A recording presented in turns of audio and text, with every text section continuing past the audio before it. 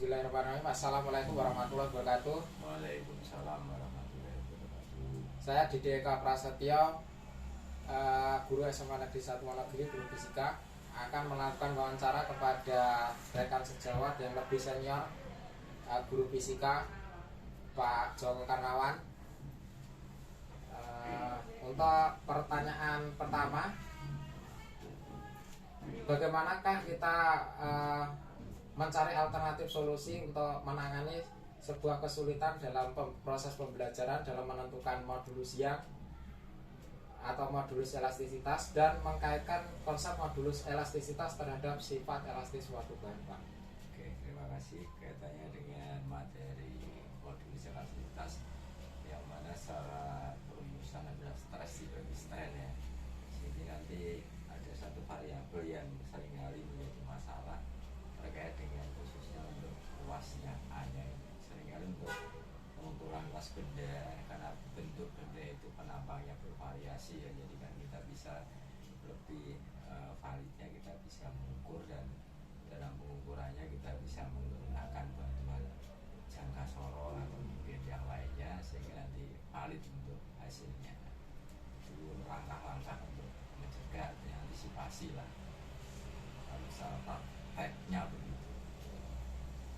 Oke, untuk pertanyaan yang kedua, Pak, bagaimanakah kita mencari alternatif solusi kesulitan dalam mengaplikasikan hukum Hooke untuk menemukan sebuah konstanta pegas atau batas-batas dari berlakunya hukum Hooke ini?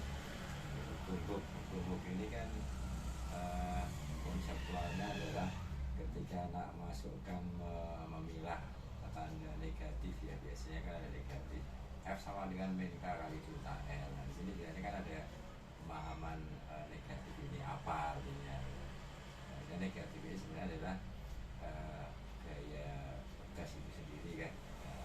Gaya pegas itu adalah negatif, sementara gaya penyebabnya bisa berupa tarikan atau mungkin gaya dorong itu sebagai gaya penyebabnya. Sehingga pengertian min ini ditanamkan dulu bahwasanya negatif adalah konsepnya adalah antara gaya pegas dengan gaya penyebab itu saling berlawanan. Walaupun dalam perhitungan negatif ini seringkali dihilangkan ya, tapi pada konsepnya ternyata negatif harus ditanamkan sedemikian rupa sehingga anak paham betul. Kemudian yang kedua adalah kaitannya dengan gaya tadi. Seringkali dalam konsep ini kita harus memahami tentang batas berlakunya hukum Hooke ini ya. Hukum Hooke ini berlakunya pada benda yang mempunyai elastisitas murni. Jadi hukum Hooke hanya berlaku pada yang pada batasan elastis murni ya. Jadi ketika nanti benda ini grafiknya sudah tidak linear lagi, maka kepadanya sudah tidak akan berlaku hukum Hooke. Nah, itu dicantumkan batas linearitasnya. Itu berarti pembuktiannya pakai praktikum ya, bisa ya? Nanti harus pakai praktikum supaya nanti lebih terbukti dan anak lebih memahami, sehingga menjadi pengalaman bermakna dalam belajar. Nah, itu tentunya harus diimbangi, ditambahkan dengan ya, praktikum atau mungkin yang lainnya mau lagi. Iya, Pak. Untuk pertanyaan yang ketiga, bagaimanakah kita mengantisipasi atau mencari alternatif solusi terhadap kesulitan kita di dalam proses pembelajaran untuk mengajarkan siswa menganalisis dan mengkaitkan faktor-faktor yang mempengaruhi terjadinya tekanan hidrostatis, Pak? Sebenarnya konsep tekanan hidrostatis sederhana, tapi tidak di baris sederhana itu ada satu hal, bahwasanya di sini ada faktor G, percepatan gravitasi, yang mana seringkali dalam perhitungan kita mengabaikan masalah G ini, padahal G percepatan gravitasi ini di suatu tempat dengan ketinggian yang berbeda itu pasti nanti hasilnya juga dengan hidayah yang sama itu nanti menghasilkan tekanan hidrostatis yang berbeda. Contohnya ketika pada di garis pantai itu kan artinya kita anggap sebagai nol gravitasinya, artinya di sana G-nya percepatan gravitasinya ini pasti berbeda dengan ketika kita berada di gunung atau di tempat yang lebih tinggi. Ya. G-nya percepatan gravitasi pasti berbeda. Nah, tapi seringkali kita dalam perhitungan teori itu selalu menyamakan, jadi sebenarnya maka di sini sebenarnya perlu diterangkan pada anak bahwa konsep tekanan hidrostatis sebenarnya faktor pengaruhnya selain jenis fluida yang kita pakai juga menyangkut percepatan gravitasi, di mana percepatan gravitasi tadi itu juga ada pengaruh faktor ketinggian tempat tadi. Nah, ini harus ditanam pada anak. Kalau dari sisi masa jenis fluidanya dan sebagainya bagaimana itu Pak? Untuk masa jenis fluidanya, masa jenis fluidanya kan tergantung dari fluidanya itu sendiri kan. Iya, Nanti kan jenis kalau istilahnya air diganti dengan minyak, otomatis akan berbeda, sehingga faktor-faktor jenis jenis cairan yang kita pakai yang kita ukur, kemudian dengan percepatan gravitasi menyangkut ketinggian suatu tempat, nah ini juga akan berpengaruh. Sehingga ada dua faktor di sini ya. Yang pertama masa jenisnya, jenis cairan tadi, kemudian percepatan gravitasi menyangkut ketinggian tempat. Nah, berarti kalau itu pemraktekannya pakai aplikasi atau pakai simulasi gitu bisa ya Pak? Bisa, itu akan lebih menolong sekali. Iya. Oke Pak. Untuk pertanyaan yang keempat terakhir yaitu bagaimanakah kita mengantisipasi atau mencari alternatif solusi kesulitan yang kita hadapi di dalam proses pembelajaran dalam memahamkan siswa tentang konsep peristiwa terjadinya terapung, melayang, dan tenggelam di dalam hukum Archimedes Pak. Oke, dalam kehidupan sehari-hari kita sering melihat benda yang terapung, benda yang tenggelam dan melayang ya.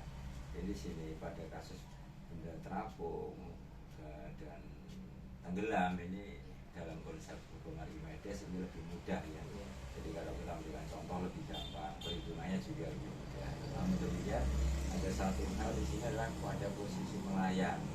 Posisi melayang seringkali kita hanya menyampaikan melayang itu pokoknya berada di antara atas dan dasar. Ketika kita pada prakteknya untuk membuat peristiwa melayang, sebenarnya kita mengalami hambatan, mengalami kesulitan.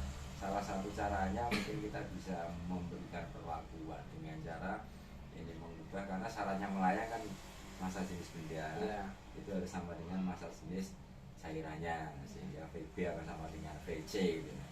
Akibatnya nanti apa? Rho B masa jenis benda akan sama dengan Rho C nya masa jenis cairannya. Nah sekarang harus kita buat, kita kondisikan supaya masa jenis benda itu harus bisa sama dengan masa jenis fluidanya. Bagaimana caranya? Salah satunya adalah memberikan perlakuan pada cairan dengan cara salah satunya. Misalkan bendanya kita pakai telur nih.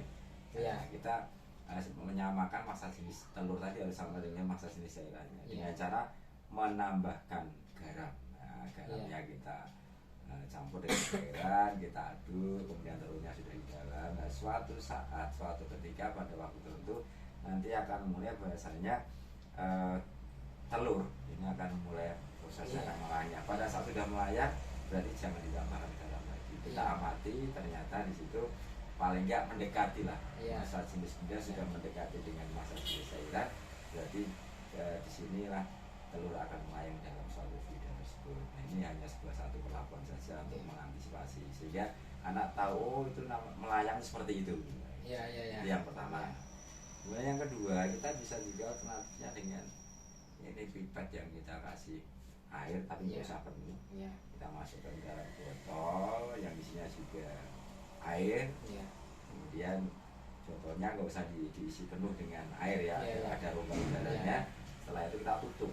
Setelah kita tutup, nanti kita bisa pencet di bagian bawah dari botol. Nah, sehingga nanti pada saat kita pencet ini si pipet tadi dia akan bergerak ke atas. Nah pada saat dia ke atas, pas posisi di tengah, tekanan kita hentikan pada tangan pada botol tadi. Nah, sehingga melayang. Ini contoh melayang kita berikan pada anak, pasti di sini akan oh itu melayang kok bisa ya. Padahal sebenarnya adalah ini hanya trik saja, sebenarnya trik ya. Nah, kalau ini perlakuannya trik, tidak seperti tadi. Kalau konsep tadi kan menyamakan masa jenisnya antara masa jenis benda dengan masa jenis cairan. Kalau yang kedua itu hanya trik, bagaimana saya menunjukkan ini loh contoh melayang seperti ini. Nah mudah-mudahan trik yang kedua ini bisa membantu anak-anak menjadi paham dengan konsep melayang. Begitu kira-kira. Berarti itu sangat bisa didemonstrasikan. Bisa, itu langsung didemonstrasikan. Dan kan lebih menarik. Makanya kalau misalkan diberikan warna, airnya dikasih warna, itu lebih menarik ya Pak. Gitu ya. Atau bendanya dikasih warna, salah satu lah dia ada beda. Tapi kalau dibantu dengan simulasi juga bisa. Bisa. Untuk memahamkan melakukan Ya, itu ya. artinya kayak variasi untuk dalam pembelajaran supaya menjadi lebih bermakna tadi. Iya. Mau nggak artinya teknisnya atau disesuaikan dengan kondisi dan kebutuhan di lapangannya. Iya, iya Pak. Supaya lebih menarik gitu ya. Iya. Itu kira-kira. Iya. Terima kasih atas waktunya Bapak Joko Karmawan telah melakukan wawancara dengan kami sebagai mahasiswa PPG kategori 2 ya, dari SMA Negeri 1 Wonogiri.